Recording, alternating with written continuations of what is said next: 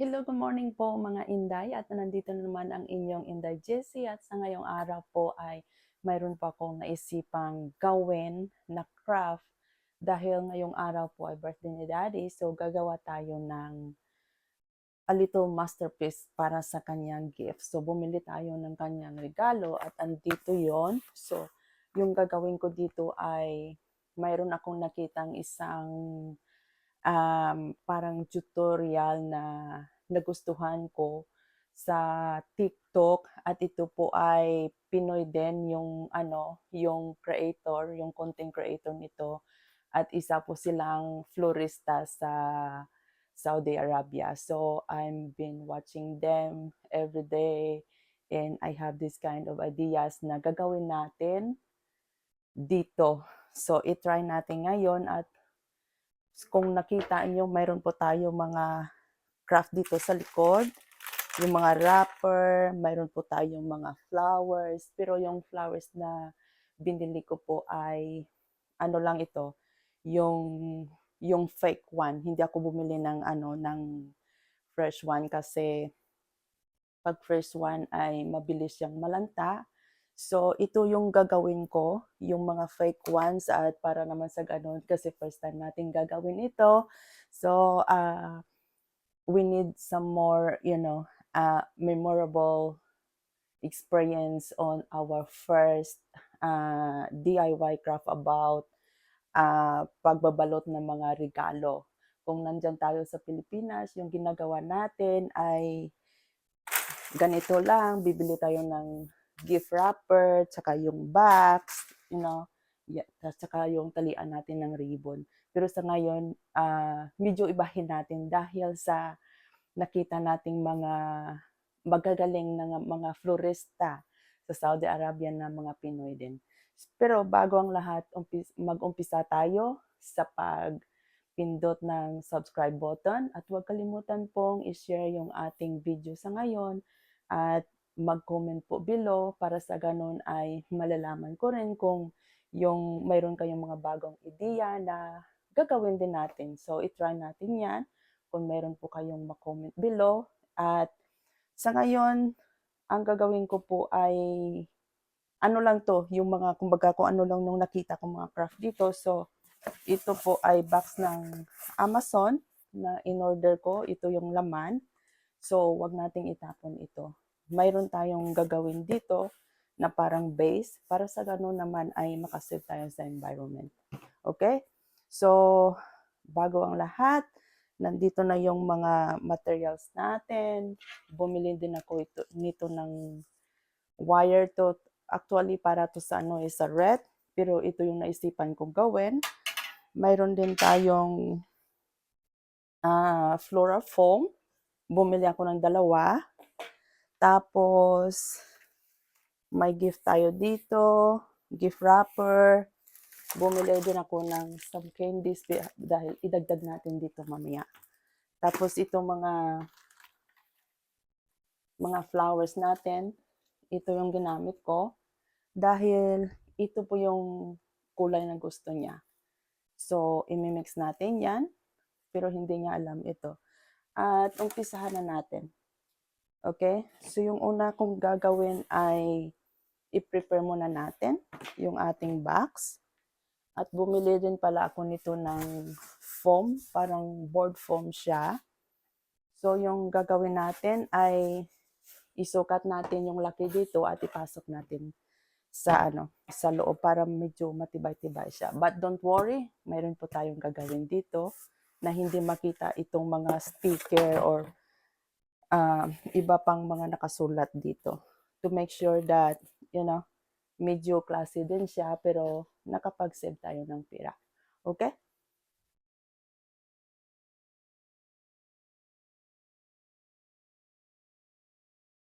Okay, so yung first natin gagawin ay susukatin natin itong ating box at saka yung foam board natin at atin po itong gugupitin.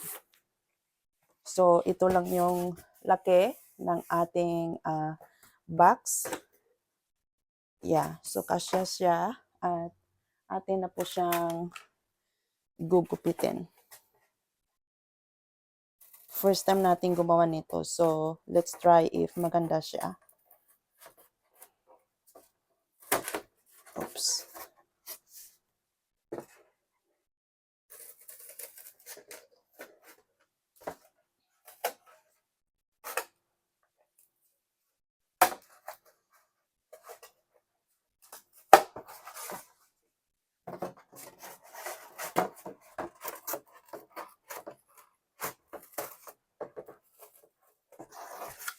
Parang na na ano yung board natin. Medyo natupi ng konti. Pero okay lang siya kasi hindi naman ito makikita. Tatakpan natin ito ng ng floral foam natin mamaya. Kumbaga, i-ano lang natin ito na parang base.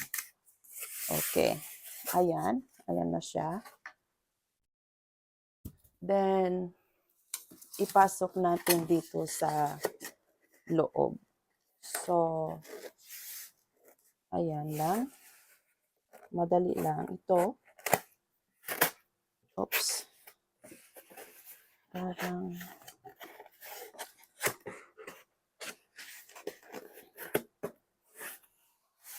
so, gamitan natin ng roller at ipasok sa loob. Ano kasi siya yung cute siya tingnan sa yung mga ginagawa nila. Cute siya tingnan. So, ito yung gagawin natin. Gagayahin natin sila.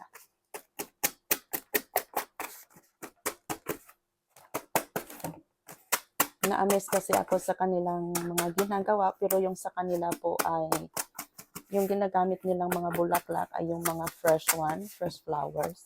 Kasi daw yung mga tao doon is mahilig po sila sa bulaklak. Every time they have occasions or, yan po yung ginagamit nila. So, atin pong, atin pong gagayahin. I-try natin kung talagang subok na maganda siya. Okay, so, yan yung gagawin natin. At, i-try lang natin na, ayan, tapos ilagay natin yung foam dito mamaya. Ayan. So, para matibay siya ng konti, lagyan natin ng glue sa gilid. Para hindi siya matatanggal.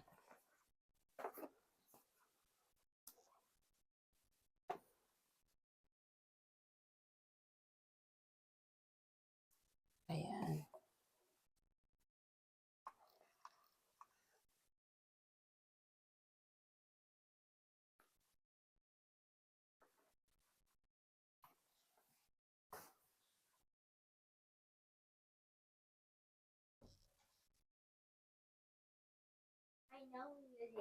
Hi, Alex. Ayan na po at nalagyan na natin siya ng glue. So, patuyuin natin siya ng konti.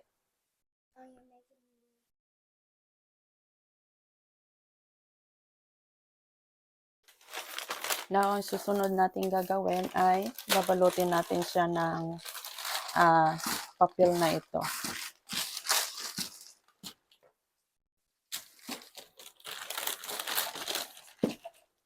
So, yung theme ay medyo siya. Yung gagawin natin ay medyo rustic yung dating or baga farmhouse style. Yan po ang gagawin natin.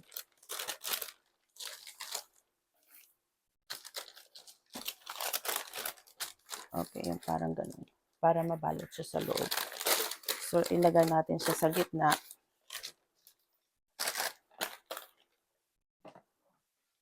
So, yung ginagamit ko po dito ay yung hot glue para mabilis siyang dumikit.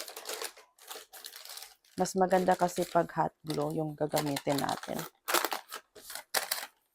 Ayan. So,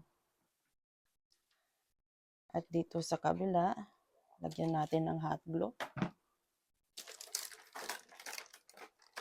Ayan. Paikutan lang natin siya. At dito din. So, ayan.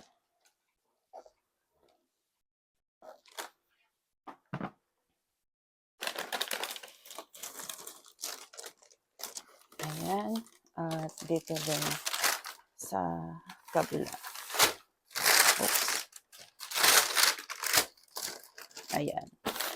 So, pag natapos na, saka natin siya gugupitin dito. Ayan. Tapos, lagyan ng konting hot glue dito. Ayan. Tsaka, ganyan. Okay lang siya pag hindi siya pantay. Kasi, i-ano natin yan, mamaya sa loob. Tapos, dito sa likod, ang gagawin natin, lagyan din ng hot glue. Yung parang nag-ano ka ba? Nagbabalot ng regalo. Yan. Tapos dito rin.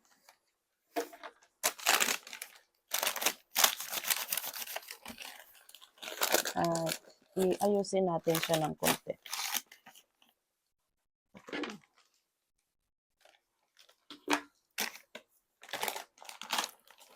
Ganyan.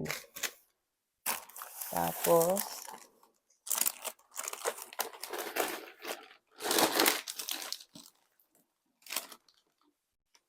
dito din.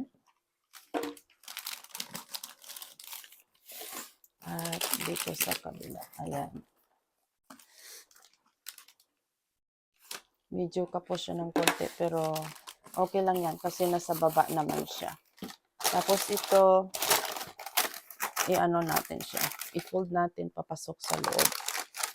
Pero lagyan din natin siya ng hot glue para hindi siya luluwag. Ganyan. Dito rin. Ayan. More hot glue here. Tsaka dito.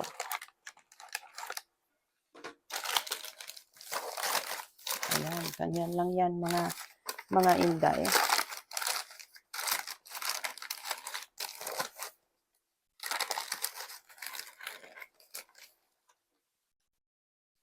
Ayan. Konting hot glue lang siya. Okay lang yan pag medyo hindi siya pantay sa loob kasi matatakpan naman yan mamaya. Ayan. So, ganyan na.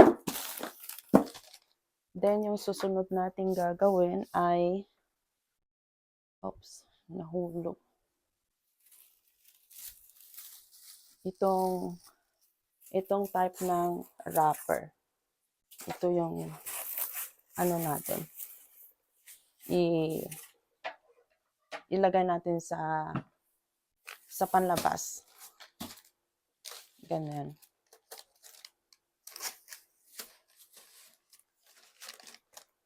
So, siguro medyo makapal siya. Sige, ganyan na lang. Lagyan natin ulit siya ng hot glue.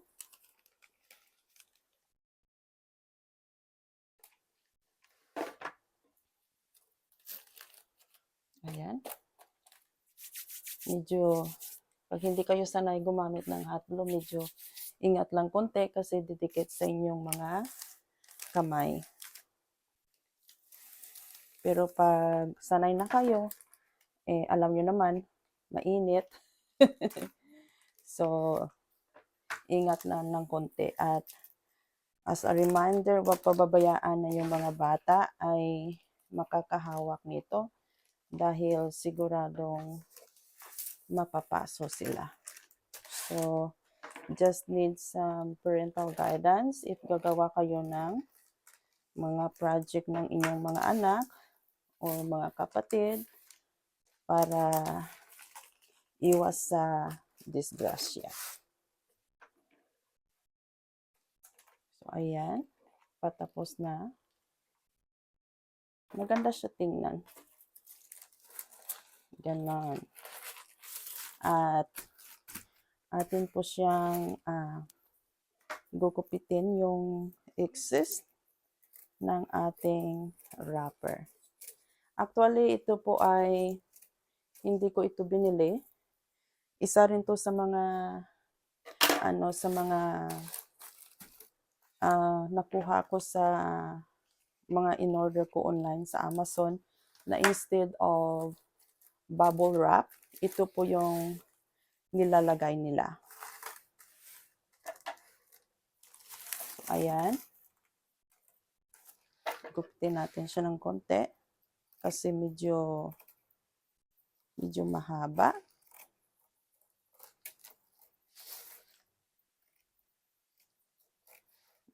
Maganda siya, medyo unique yung yung dating ng papel na ito. At kadalasan makikita nyo ito sa mga sa mga package na in-order nyo para po halimbawa may mga breakable kayo ng mga package, ito po yung ginagamit nila to protect the items na hindi siya mabasag. Ayan.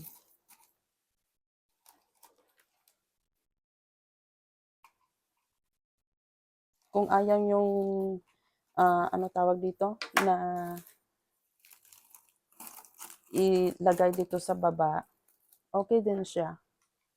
Depende sa inyo kung gusto nyo, pwede nyo siyang ilagay. Kung hindi, pwede nyo siyang gugupitin dito. Ayan.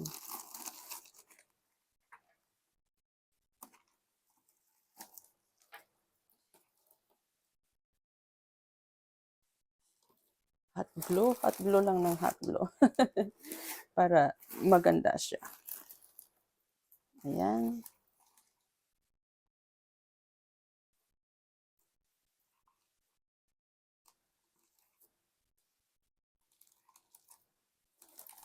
Ayan, natakpan na.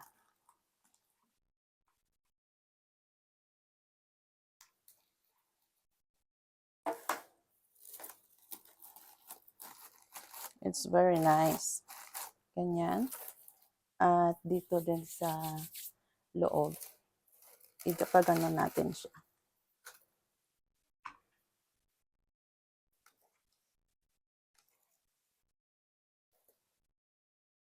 Medyo mabusisi siyang gawin pero mamaya pag nag-umpisa na tayo ng pagdi-design ng ating flowers ay maganda na siyang tingnan. So, every time na magkaroon kayo ng mga flower arrangement na ganito, kailangan uunahin yung inyong mga lalagyan o yung mga base ninyo. Pasensya na po at medyo makalat yung kamay ko dahil sa hot glue. Ito din po yung ginagamit ko pag gumagawa ako ng aking crochet flowers. Ito yung gamit ko, hot glue, kasi siya, matibay siya, tsaka madaling gawin pag nasa siya, nasa yarn. Ayan. Okay. So, ganyan lang siya. Ayan. So, maganda siyang tingnan. Medyo rustic style yung gagawin natin. Ayan, linisan lang natin ng konti dahil yung ating table ay puno na ng hot glue. Okay. So, yung susunod natin ay itong floral foam. Ilagay natin dito. Pero bago yan, huwag kalimutang tanggalin yung plastic kasi naka-wrap siya ng plastic. Para sa ganun, pag magtusok tayo mamaya ng ating flower ay malinis tingnan. So, ilagay natin dyan. So, yung gagawin natin, bahain natin ng hot glue sa baba para dumikit. Pasensya na po kasi yung glue gun ko po ay medyo medyo maliit. So, ilagay natin sa center. Ganyan. Ayan siya. Dikit na. And then, itong mga scrap na ito po yung ating i-fill up sa ating empty spot na yan. So, gupit-gupitin lang natin ito at ilagay doon sa loob. Yung parang ganyan. Ayan, para hindi makikita yung empty spot. So, ito yung gagawin natin. At sa ganon ay nakasave tayo ng ating materials. Ayan. And then, ito po yung ring natin. So, tanggalin ko lang yung tag. Guhitan natin dito.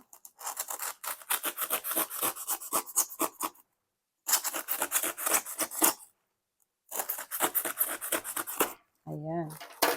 Para makapasok yung ating red wire dito. Ayan.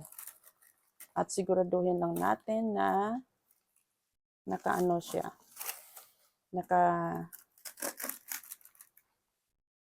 Nakatayo siya ng maayos. Ganyan. At atin ko siyang lagyan ng hot glue.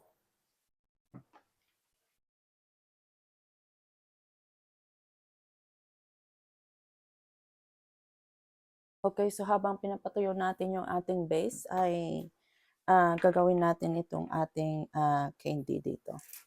So yung gagawin ko dito ay maglalagay ng hot glue at lagyan ng stick.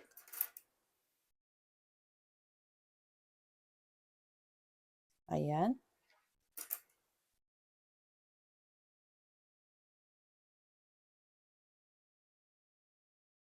More attractive po yung yung gift na iririgalo nyo. Kasi siya,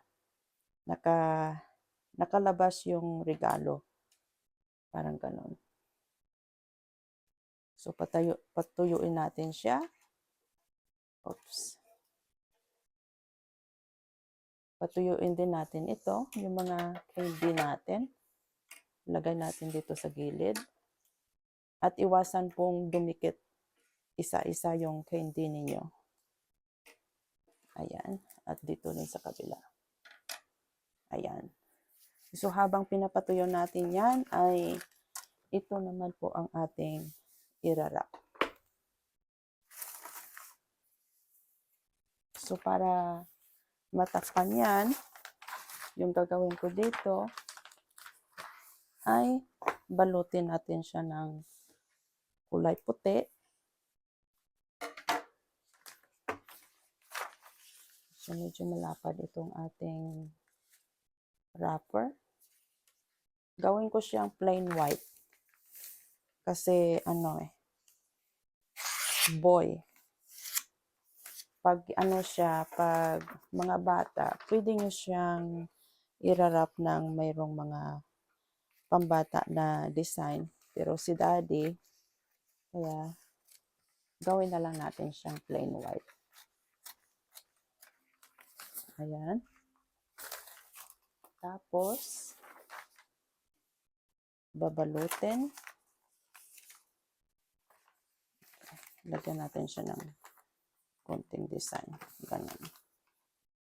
Meron naman siyang plastic. Kaya okay lang yan pag nadikitan. Ayan. Tapos yung isa naman dito.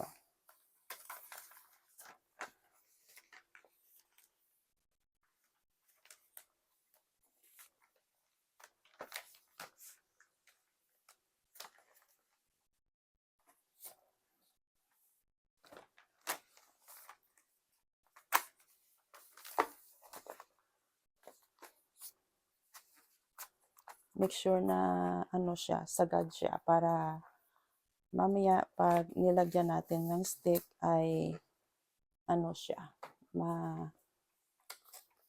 matibay.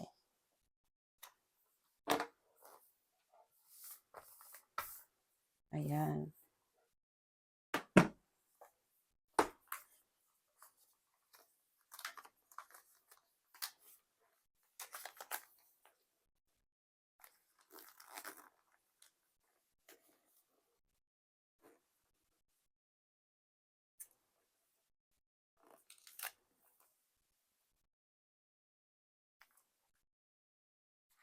Gupitin natin ng konti kasi medyo mahaba.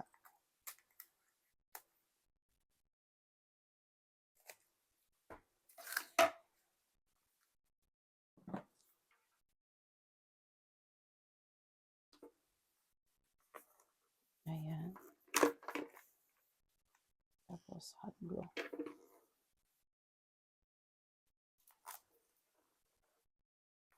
Okay. At dito naman sa kabila. Gawin natin the same sa kabila. Ayan.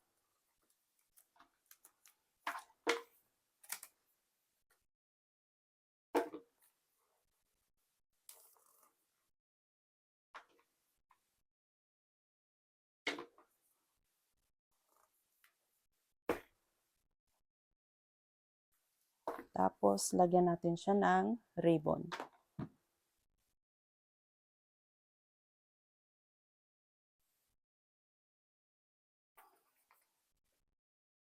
Ayan.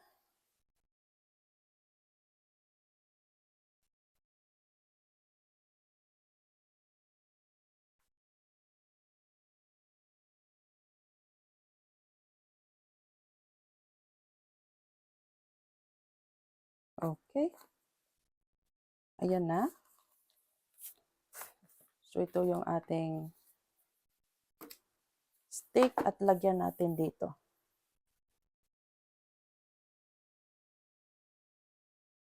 One, two, three, four. Ganyan.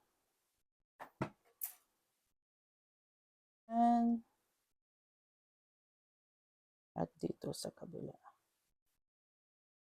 Okay. Okay guys, ngayon ay tuyo na yung ating base. Hindi na siya gumagalaw.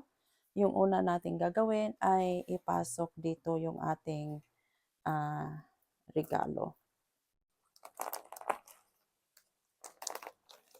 Ayan. So, nakasinter na siya. So, next natin gagawin ay i-prep natin yung mga flowers natin. Tanggalin lang natin itong mga tag. Ayan. Ayan, oh. Mura lang. 125 yung isang ganito. Marami na siyang bulaklak. So, ngayon po ay magdidikit tayo ng isang floral foam.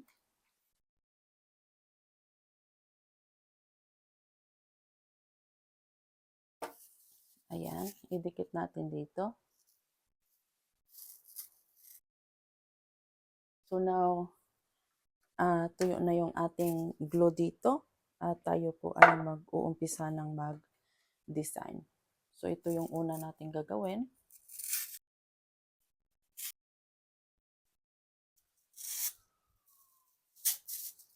Tuloy natin. At ilagay natin isa.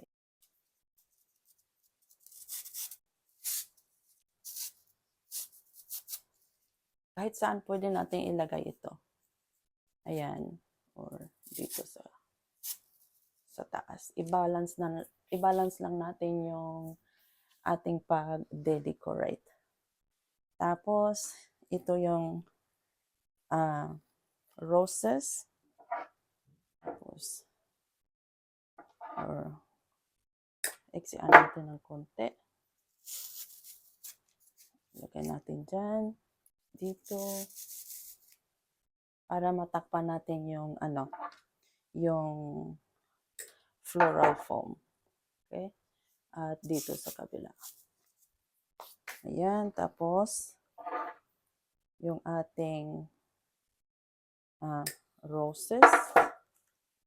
Lagay din natin dito. Lagyan natin siya. Dito. Tapos dito sa ilalim. Lagyan natin. Tapos, i-balance natin. Ayan. Then, mayroon po tayong puti na roses dito. So, gagamitin din natin ito. Then, atin pong dito sa gitna. Tapos dito. Ayan. Then, dito sa ilalim. Ayan. Ito, adjust natin siya. Or ito pala. Itong white.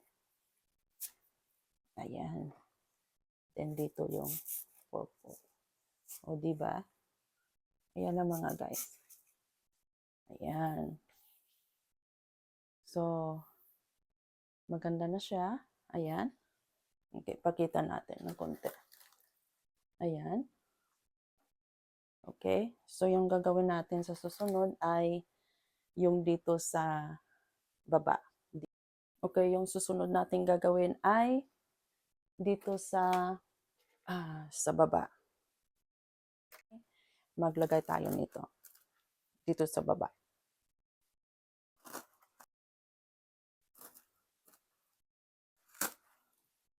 Okay. So, mayroon pang maliit dito. Ganyanin lang natin. Dito sa likod, pwede rin. Ayan, i-mix natin siya. Ayan. Dito. Dito. Lagyan natin siya dito. Then, yung ito na kulay, maybe more here at the back. We put some on the back, on the front.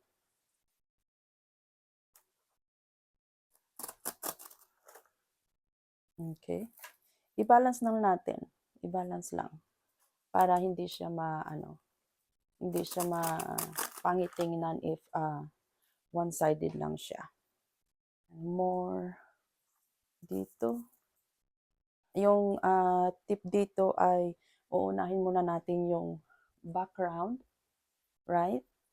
Uunahin natin yung background para pag maglagay na tayo ng bulaklak natin ay medyo madali na. Ayan. Okay. Like that. Then, putulan natin ng konti pag medyo siya, mahaba. Then, dito.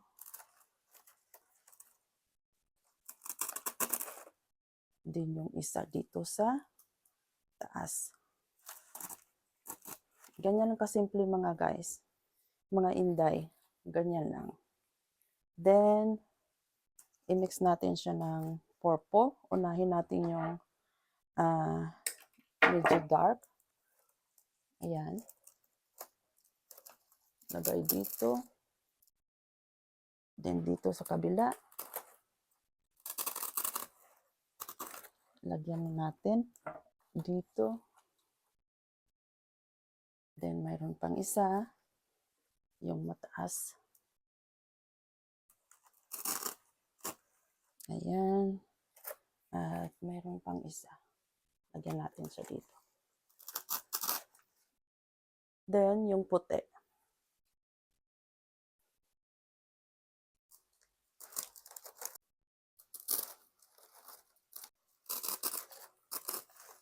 Then, dito. Tsaka, dito. Lagyan natin siya. Ayan. Oh, medyo kumupot siya. Open lang natin. Ayan. Okay. So, ganyan na. So, natapos na natin decorate. Ito na yung tsokolate natin.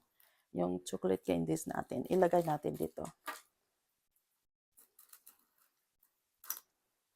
Ayan.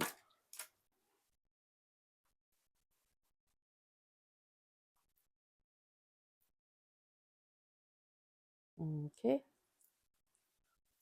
We can put some more here. Here. Okay. Ayan, guys. And now, tatabunan natin doon sa likod. So, ayan mga inday, tapos na nating ibalot ang ating regalo. Napakasimple lang siya, pero more elegant yung dating. So, ayan mga inday, tapos na natin ang ating DIY flower arrangement with regalo at pa-candy pa. So, kung gusto nyong gumawa nito, ito na ang ating full video kung paano natin gagawin. At first time nating gawin ito. So, sa mga mahilig dyan, mag-arrangement ng mga flowers, this is one idea that you can follow. It is open. At huwag kalimutang i-subscribe ang ating channel, Inday JC. And don't forget to like, share, at mag-comment below para sa susunod nating mga DIY projects. So hanggang dito na lang ang inyong Inday Shelly. Nagpapaalam na. Bye!